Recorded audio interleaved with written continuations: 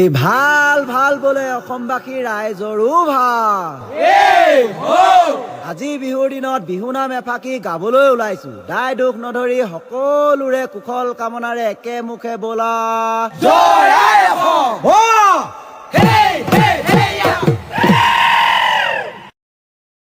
আহা সমনীয়া হুঁচৰি জুৰুগো